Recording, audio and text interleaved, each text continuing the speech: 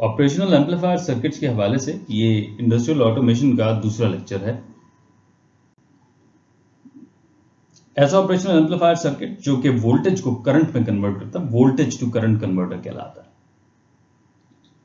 आमतौर पे जब डेटा की वेरिएशंस को ट्रांसमिट किया जाता है एक जगह से दूसरी जगह पे, तो वोल्टेज की फॉर्म में उसे ट्रांसमिट नहीं किया जाता बल्कि करंट की फॉर्म में ट्रांसमिट किया जाता है। वोल्टेजेस की फॉर्म में ट्रांसमिट न करने की वजह यह है कि वोल्टेजेस को जगह जगह पर इंपीडेंसेस फेस करनी पड़ती हैं, जिसकी वजह से लोडिंग के इफेक्ट सामने आते हैं। तो एक ऐसा सिस्टम चाहिए जहां पर लोडिंग के इफेक्ट्स ना हो। कन्वेंशनल वे के मुताबिक वोल्टेज सोर्स के साथ एक रेजिस्टर लगा दिया जाता है, जिसके ऊपर ओम्स लॉ के मुताबिक V equals IR potential drop होता है। उसके बाद सीरीज में एक लोड लगा दिया जाता है, जिसके लिए ये करंट सिग्नल इंटेंडेड होता है, जिसके लिए ये करंट सिग्नल बनाया गया होता है।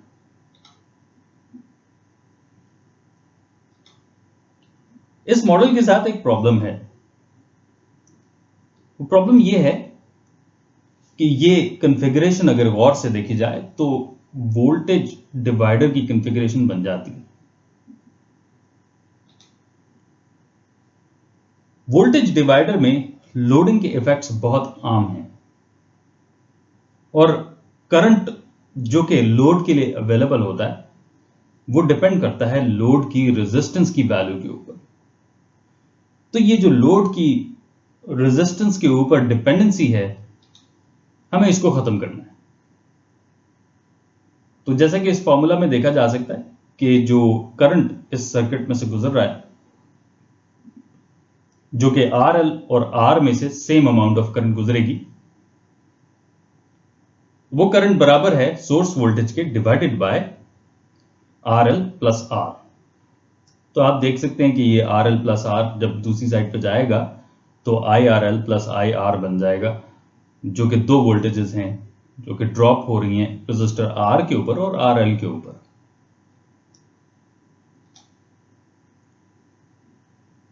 इस लोड रेजिस्टेंस के ऊपर जो करंट की डिपेंडेंसी है, इसे खत्म करने के लिए ऑपरेशनल एम्पलीफायर का सर्किट बनाया जा सकता है। इसकी एक मेन वजह यह है कि ऑपरेशनल एम्पलीफायर के जो सर्किट्स हैं, ये आउटपुट के ऊपर ऑलमोस्ट नेग्लिजिबल रेजिस्टेंस प्रोवाइड करते हैं।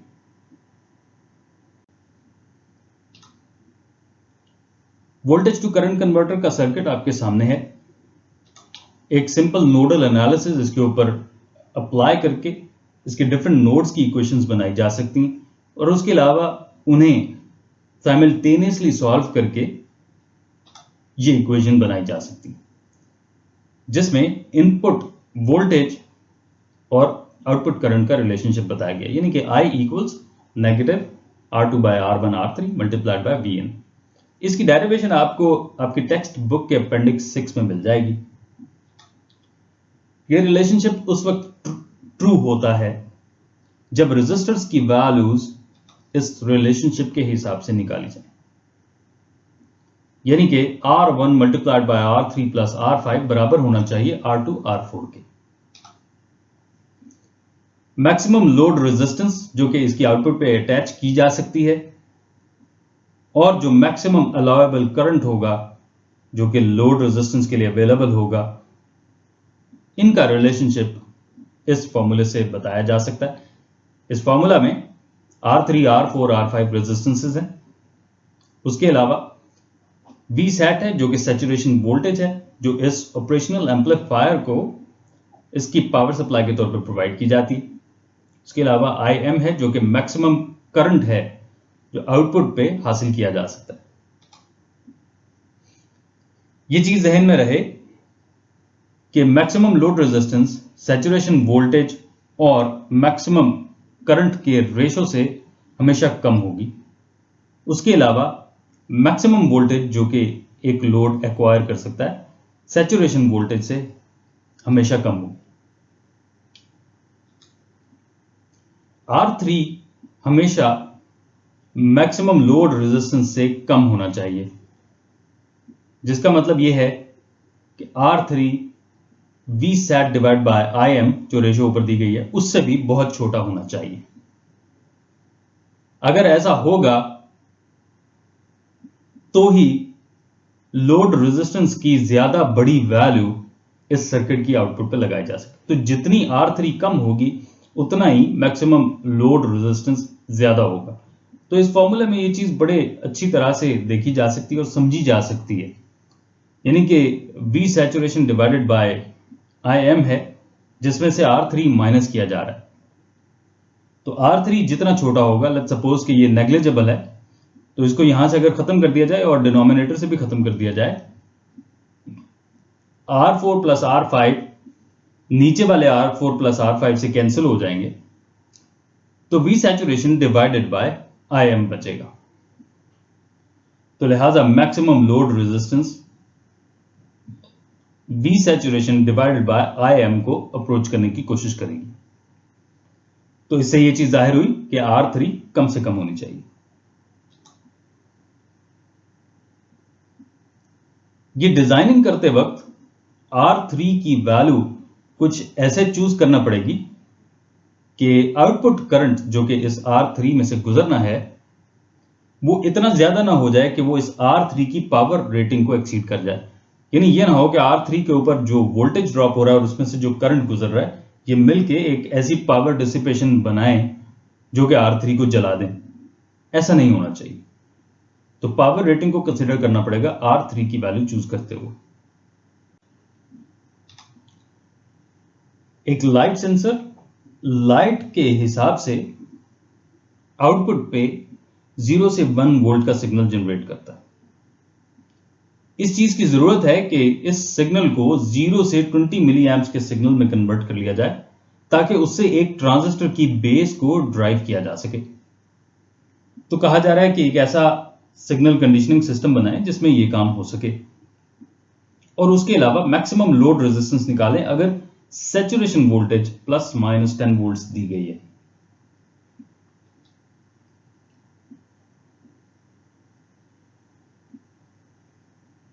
तो अगर वोल्टेज टू करंट कन्वर्टर का ट्रांसफर फंक्शन यानी कि फॉर्मूला देखा जाए तो उसमें मिलने वाला आउटपुट सिग्नल इनपुट सिग्नल के एतबार से ऑपोजिट पोलैरिटी में है। तो जिसकी वजह से एक काम करना पड़ेगा कि इस सर्किट के शुरू में जहां पर Vin प्रोवाइड किया गया है वहां पर एक इन्वर्टिंग एम्पलीफायर लगा दिया जाए जिसका गेन 1 हो ताकि पोलैरिटी रिवर्स हो सके और लिहाजा आउटपुट पर उसके हिसाब से डिजायर्ड पोलैरिटी मिल सके, यानी कि 0 to 20 milliamps positive voltage के साथ मिल सके। तो अगर ऐसा करते हैं तो इस फॉर्मूला में से नेगेटिव हट जाता है और शुरू में 1 के गेन का एक इन्वर्टिंग एम्पलीफायर लग जाता है।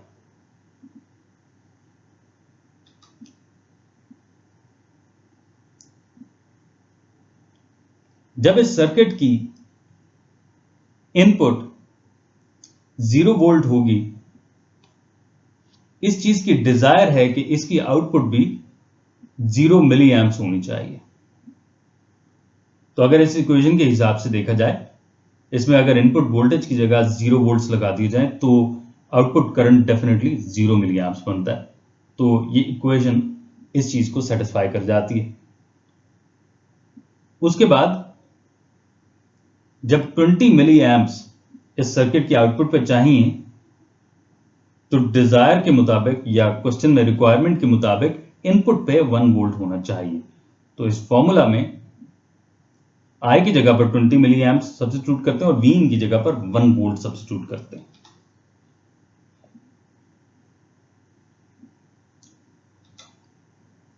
इस हिसाब से R2 by R1 R3 20 into 10 to the power -3 बनता है।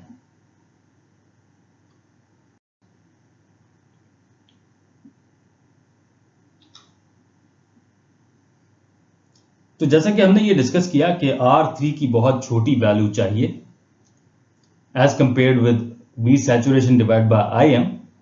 तो V सैचुरेशन चूंकि 10 है डिवाइडेड बाय मैक्सिमम करंट जो कि आउटपुट पे चाहिए वो 20 मिली एम्प्स है, तो 10 डिवाइड बाय 20 इंटू 10⁻³ सॉल्व किया जाए तो 500 ओम्स बनता है।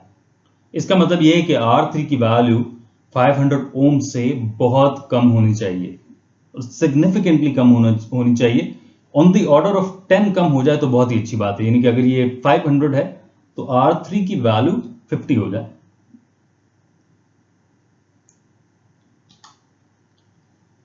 तो इस फॉर्मूला के मुताबिक अगर हम अपनी सिंप्लिसिटी के लिए, आसानी के लिए R2 और R1 को बराबर ले लें, लेट्स सपोज कि 1 किलो ओम ले लेते हैं, तो 1 किलो ओम लेने से R1 और R2 आपस में कैंसिल हो जाएंगे, या 1 किलो ओम से कैंसिल हो जाएगा, और R3 की वैल्यू 50 ओम्स निकलेगी, जो कि एग्जैक्टली वही वैल्यू है जो हमें यहां पर चाहिए थी, जो कि हमने अस्यूम की थी कि ऑन द ऑर्डर ऑफ 10 वो कम हो जाए।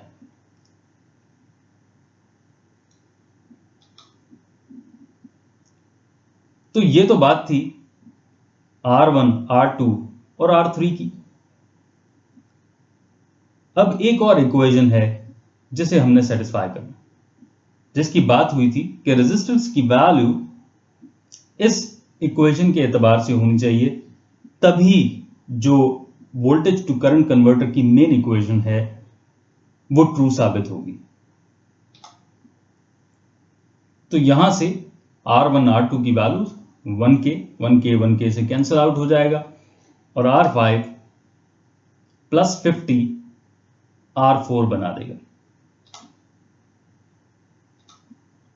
अगर R5 की एक स्टैंडर्ड वैल्यू 220 ओम्स ले ली जाए, तो उस सूरत में R4 की वैल्यू 270 ओम्स बनती है, जो कि एक और स्टैंडर्ड वैल्यू है रेजिस्टेंस की।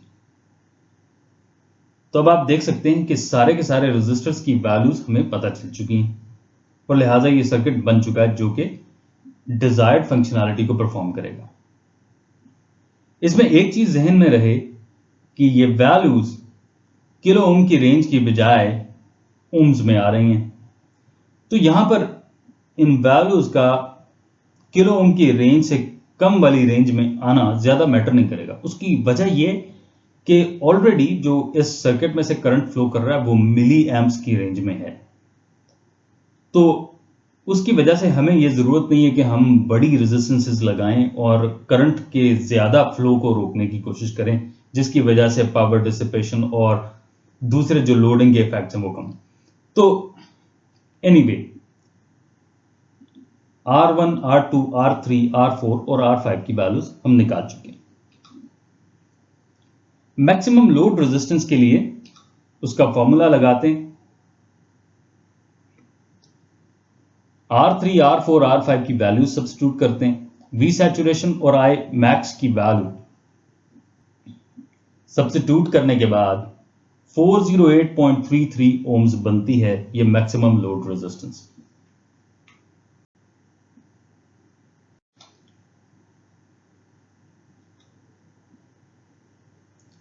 तो अगर ऐसा हो जाए कि 0 से 5 वोल्ट्स के इस सिग्नल को 4 से 20 मिली एम्प्स के सिग्नल में कन्वर्ट करने की जरूरत पड़ जाए, तो फिर क्या होगा?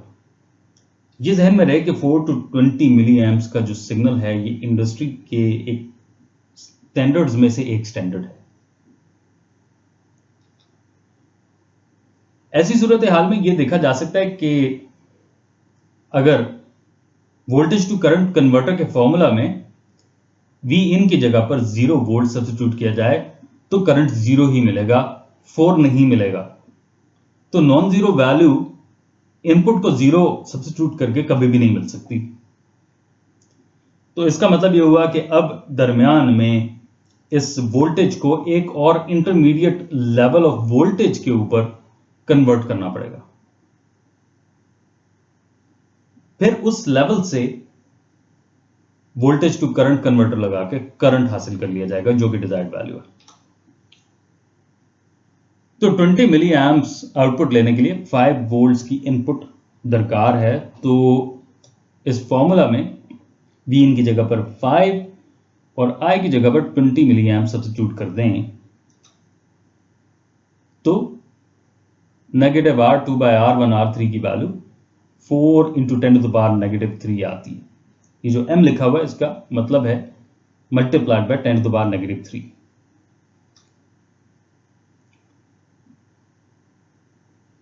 तो अब 4 मिली एम्प्स की आउटपुट हासिल करने के लिए इस वोल्टेज टू करंट कन्वर्टर की आउटपुट के ऊपर इसकी इनपुट पे कितना वोल्टेज होना चाहिए। तो अगर रेजिस्टर्स की ऊपर वाली ही रेशो को इस्तेमाल किया जाए जो कि R2 बाय R1 R3 है, बराबर आई थी 4 इंटू 10⁻³ यानी कि रेजिस्टर्स की वैल्यू सेम रखी जाए और उसके अलावा आउटपुट करंट की जगह पर 4 मिली एम्प सब्स्टिट्यूट कर दिया जाए, तो उस सूरत हाल में इनपुट वोल्टेज कितनी होनी चाहिए। तो ऐसी सूरत में इनपुट वोल्टेज 1 वोल्ट होनी चाहिए, यानी कि अगर इस वोल्टेज टू करंट कन्वर्टर की इनपुट पे 1 वोल्ट अप्लाई किया जाएगा तो इसकी आउटपुट के ऊपर 4 मिली एम्प्स का करंट मिलेगा। और इसी तरह से लीनियरली जब इस सर्किट की इनपुट के ऊपर 5 वोल्ट अप्लाई किया जाएगा तो इसकी आउटपुट के ऊपर 20 मिली एम्प्स का करंट सिग्नल मिलेगा। तो लिहाजा अब ये एक नई रेंज बन गई जिसे हम इंटरमीडिएट रेंज कहते हैं, यानी कि अब हम जो कन्वर्जन कर चुके हैं वो 1 वोल्ट टू 5 वोल्ट वाले सिग्नल की 4 टू 20 मिली एम्प वाले सिग्नल के अंदर कर चुके हैं। तो बाकी सारा जो प्रोसेस है रेजिस्टर्स की वैल्यूज मालूम करने का, सर्किट बनाने का, वो सिमिलर है पिछले सवाल से, पिछली प्रॉब्लम से, तो लिहाजा उसको मैंने यहां पर कवर नहीं किया। तो वो आप लोग खुद से करके देखेंगे और उसके बाद फिर आप मुझे बताएंगे कि उसके रिजल्ट्स क्या आए। तो वो इतना मुश्किल नहीं होना चाहिए। अब जो बात काम की है वो बात यह है कि अब क्या करना है, यानी कि 1 टू 5 वोल्ट को 4 टू 20 मिली एम्प्स में कन्वर्ट कर लिया, लेकिन हमारे पास तो 1 टू 5 वोल्ट का सिग्नल ही मौजूद नहीं है, हमारे पास तो 0 टू 5 वोल्ट का सिग्नल है। तो लिहाजा अब इस 0 टू 5 वोल्ट के सिग्नल को 1 टू 5 वोल्ट के सिग्नल में कन्वर्ट किया जाएगा, जो कि बहुत आसान है। पिछले लेक्चर में स्लोप का फॉर्मूला लगा के ये ऑब्जेक्टिव हम अचीव कर चुके हैं। यहां पर अगर आप स्लोप का फॉर्मूला लगाते हैं तो उस सूरत हाल में समिंग एम्पलीफायर अप्लाई होगा, उसकी इक्वेशन बनेगी, उसके एतबार से आपका वो सिस्टम बनेगा, एक ऑपरेशनल एम्पलीफायर बनेगा जो कि 0 टू 5 को 1 टू 5 वोल्ट्स में कन्वर्ट करेगा। और फिर आप उस समिंग एम्पलीफायर की जो आउटपुट है उसे वोल्टेज टू करंट कन्वर्टर की इनपुट के साथ लगा देंगे। तो ये जहन में रहे, ये नेगेटिव साइन हटाने के लिए ये हो सकता है कि वोल्टेज टू करंट कन्वर्टर की इनपुट पे पहले ही एक इन्वर्टिंग एम्पलीफायर लगाओ जिसका गेन 1 है। तो ऐसी सूरत में समिंग एम्पलीफायर की जो आउटपुट होगी वो इन्वर्टिंग एम्पलीफायर की इनपुट के ऊपर प्रोवाइड की जाएगी, जो कि अल्टीमेटली उस वोल्टेज को इन्वर्ट करके वोल्टेज टू करंट कन्वर्टर को प्रोवाइड करेगी, ताकि आउटपुट के ऊपर मिलने वाला जो 4 टू 20 मिली एम्प्स का करंट है उसका जो रिस्पेक्टिव वोल्टेज बनेगा वो सेम डायरेक्शन में बनेगा जैसा कि इनपुट वोल्टेज का, यानी कि पॉजिटिव होगा।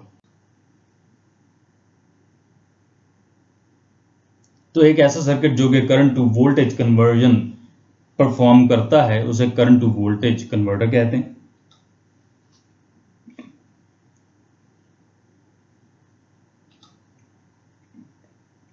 इसका सिंपल फॉर्मूला है V out equals negative of IR। तो सिंपली इसके ऊपर भी उसी तरह से सिमिलर फैशन में नोडल एनालिसिस अप्लाई करके ये इक्वेशन बनाई जा सकती है।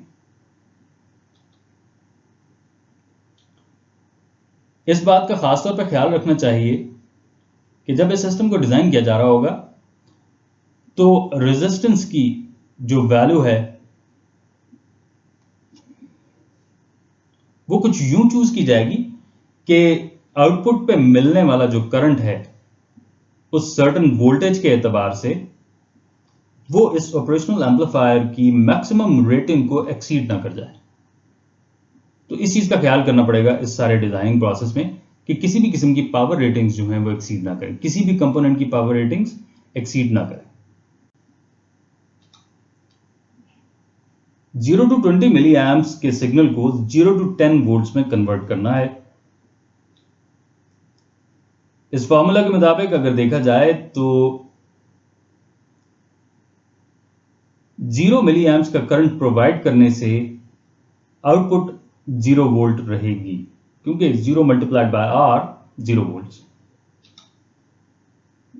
उसके अलावा हम ये जानना चाहते हैं कि अगर इनपुट के ऊपर 20 मिली एम्प्स का करंट हो, उस हिसाब से अगर आउटपुट के ऊपर 10 वोल्ट्स हम हासिल करना चाहते हैं तो आर की वैल्यू कितनी होनी चाहिए। तो इस फॉर्मूला में आर की जगह पर 20 मिली एम्प्स और वी की जगह पर 10 वोल्ट सब्स्टिट्यूट करके आर की वैल्यू निकाली जा सकती है।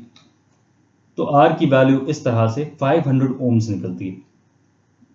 तो नेगेटिव साइन को आप निग्लेक्ट कर सकते हैं एक इन्वर्टिंग एम्पलीफायर 1 के गेन के साथ इसकी आउटपुट के ऊपर अटैच करके। तो जैसे कि मैंने पहले भी जिक्र किया कि चूंकि करंट जो मिलने वाला करंट है या जो इस सर्किट में ट्रेवल करने वाला करंट है वो बहुत कम है, उस हिसाब से आर की वैल्यू हमें बहुत ज़्यादा नहीं चाहिए, किलो ओम की रेंज में नहीं चाहिए। तो 500 ओम की वैल्यूज जो कि किलो ओम से कम रेंज की वैल्यूज हैं वो यहाँ पर बहुत अच्छी तरह वर्क करेंगी। उसके अलावा हमारे पास और कोई चॉइस भी नहीं है, यहाँ पर 1 किलो ओम से बड़ी रेजिस्टेंस लग भी नहीं सकती। तो रिक्वायरमेंट के मुताबिक आर की वैल्यू 500 ओम्स ही बनती है। तो जैसा कि मैंने कहा कि इसकी आउटपुट को पॉजिटिव बनाने के लिए एक इन्वर्टिंग एम्पलीफायर इसके साथ लगाया जा सकता है जिसका गेन 1 हो, यानी कि दोनों रेजिस्टर्स की वैल्यूज सेम हो। यहां पर 1 किलो ओम रखी गई हैं। तो अगर ऐसा हो जाए जैसा वोल्टेज टू करंट कन्वर्टर के केस में हुआ था कि 4 to 20 मिली एम्प्स का जो सिग्नल है उसे 0 to 10 वोल्ट्स के सिग्नल में कन्वर्ट करने की जरूरत पड़ जाए, ऐसी सूरत में क्या करेंगे?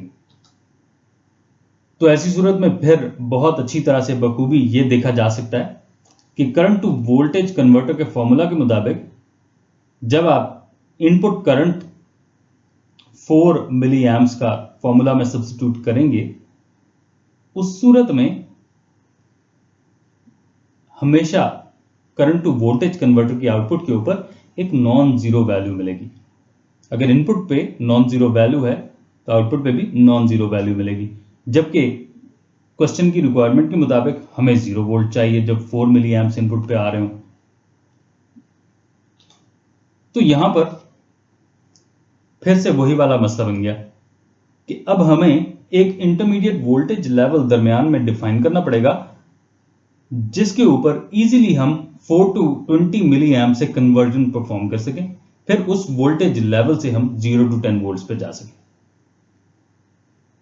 तो 10 वोल्ट्स आउटपुट हासिल करने के लिए 20 मिली एम्प्स इनपुट की जरूरत है। फॉर्मूला में ये सब्स्टिट्यूट करके आर की वैल्यू 500 ओम्स आती है। अब आर की इसी वैल्यू के साथ अगर फॉर्मूला में इनपुट के तौर पे 4 मिली एम्प सब्स्टिट्यूट किया जाए तो उस सूरत में जो आउटपुट वोल्टेज बनती है इस करंट टू वोल्टेज कन्वर्टर की वो -2 वोल्ट्स बनती है। ठीक है, तो अगर नेगेटिव को आपने हटाना है वो इन्वर्टर आप लगा सकते हैं, इन्वर्टिंग एम्पलीफायर। तो अब लिहाजा जो कि रेंज हमारे पास बन रही है 4 to 20 मिली एम्प्स को वोल्टेज में कन्वर्ट करके इस 500 ओम के रेजिस्टर के साथ वो -2 to -10 वोल्ट्स बन रही है। तो नेगेटिव आप इन्वर्टर लगा के अगर हटा दें तो 2 to 10 वोल्ट्स बन रही है। अब सिंपली इस 2 to 10 वोल्ट्स को 0 to 10 वोल्ट्स में कन्वर्ट करने की जरूरत है। तो अगेन एक समिंग एम्पलीफायर यहां पर अप्लाई करके स्लोप की इक्वेशन लगा के तो इसका सॉल्यूशन निकाला जा सकता है, एक सर्किट बनाया जा सकता है।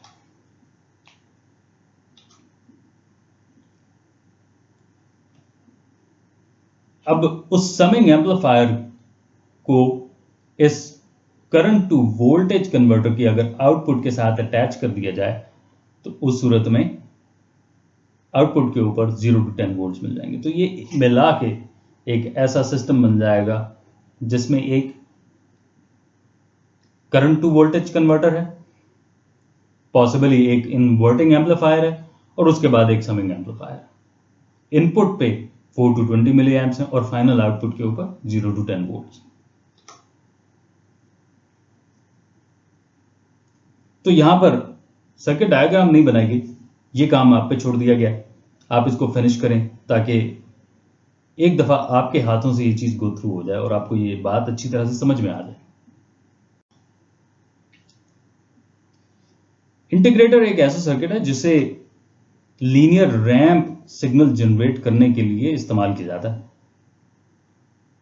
यानी कि लीनियर रैंप सिग्नल ऐसा वोल्टेज सिग्नल जो कि टाइम के एतबार से इंक्रीज कर रहा है, यानी हर थोड़े वक्फे के बाद उसका वोल्टेज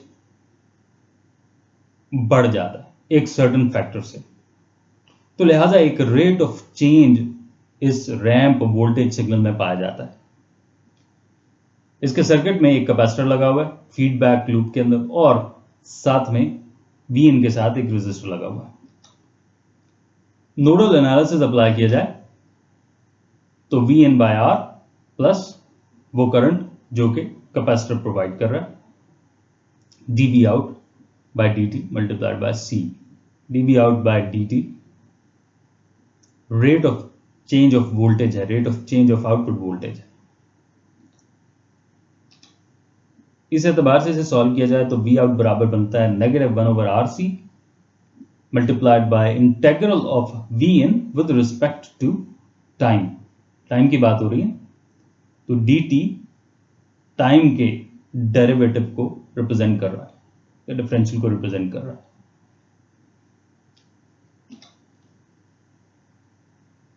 तो अगर Vn एक कांस्टेंट वोल्टेज है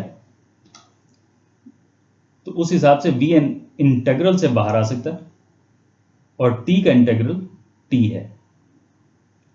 तो जो फाइनल इक्वेशन इंटीग्रेटर की बनती है वो V out equals -Vin divided by RC multiplied by t।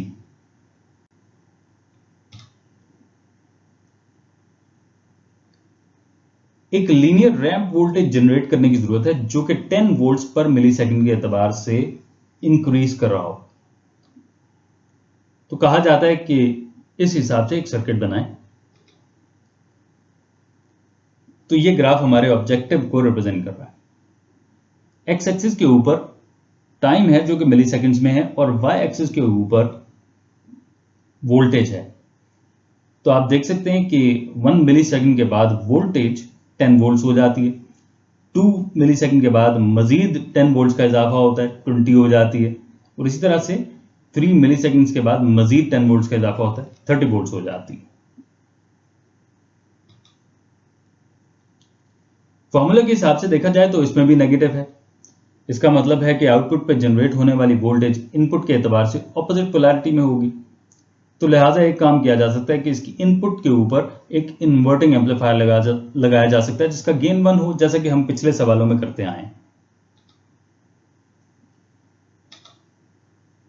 उस हिसाब से अगर नेगेटिव को हटा दिया जाए और अपनी रिक्वायरमेंट देखी जाए तो हमें रिक्वायरमेंट ये दी गई है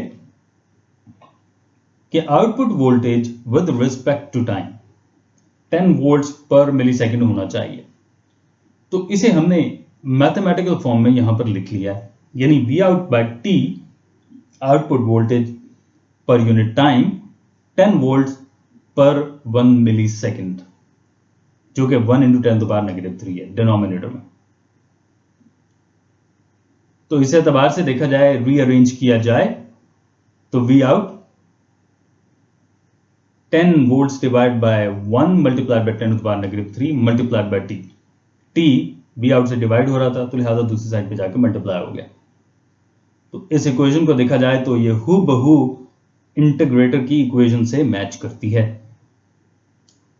तो सिंपली फर्क ये है कि इंटीग्रेटर की इक्वेशन में नेगेटिव है जिसे हम ऑलरेडी हटा चुके हैं एक इन्वर्टिंग एम्पलीफायर लगा के।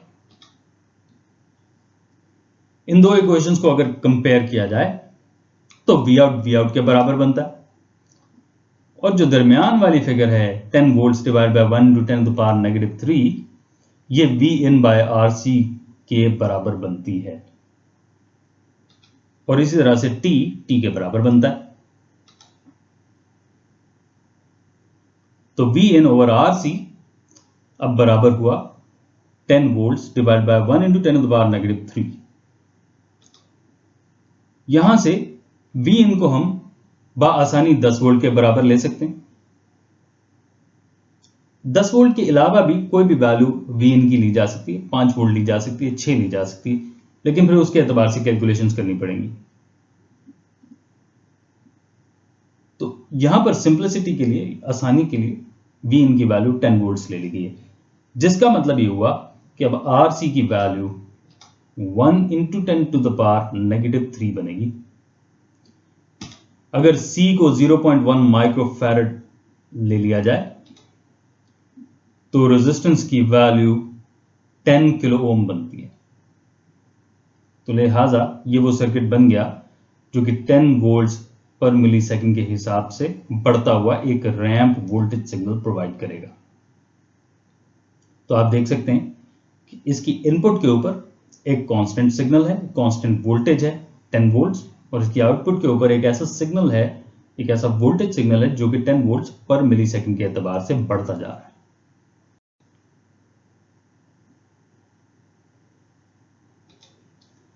डिफरेंशिएटर एक ऐसा ऑप एम्प सर्किट है जो कि इनपुट पे मौजूद टाइम के हिसाब से बढ़ते हुए सिग्नल का जो रेट ऑफ चेंज है वो आउटपुट पे प्रोवाइड करता है।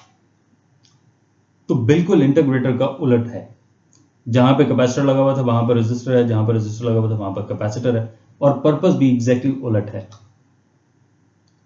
आम हालात में जब एक ट्रायंगुलर वेव से एक स्क्वायर वेव जनरेट करने की जरूरत होती है तो इसको इस्तेमाल किया जाता है, जिसमें स्क्वायर वेव का जो ड्यूटी साइकिल है वो ट्रायंगुलर वेव के एम्पलीट्यूड के साथ प्रोपोर्शनल है, डायरेक्टली प्रोपोर्शनल, और उसके अलावा जो स्क्वायर वेव का एम्पलीट्यूड बनता है वो ट्रायंगुलर वेव के रेट ऑफ चेंज के बराबर होगा। तो ये रेट ऑफ चेंज जो है इसमें हम इंटरेस्टेड हैं इस वक्त। तो लिहाजा नोडल एनालिसिस और किरचॉफ्स के लॉज,